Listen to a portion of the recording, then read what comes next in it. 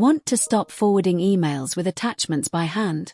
In this video, I'll show you how Power Automate can do it for you, automatically detecting attachments and forwarding the email for you. Now let's get started. Step 1. Create a new automated flow. Go to Power Automate, click Create, then type a flow, choose Automated Cloud Flow. Give your flow a name, search for the trigger when a new email arrives v3, and click Create. This trigger will run every time a new email lands in your inbox. Step 2. Configure the trigger. Set the folder to Inbox so the flow only checks new incoming emails. Set Include Attachments and only attachments to Yes, since we need to check whether the email actually has any attached files. You can also add filters here, like only checking emails from a specific sender if needed. Step 3.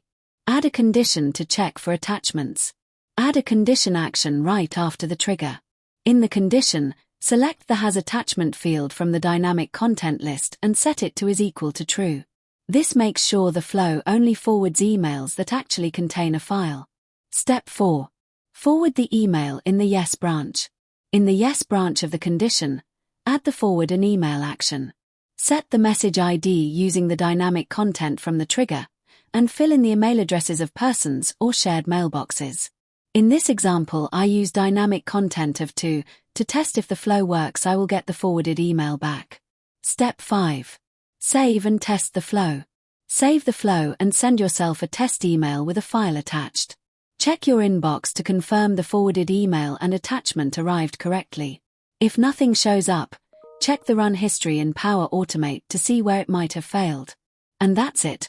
You've built a flow that automatically forwards emails with attachments straight to a shared mailbox, saving your team time every single day. If this tutorial helped you, drop a like, leave a comment if you have questions, and subscribe for more Power Automate tutorials for beginners.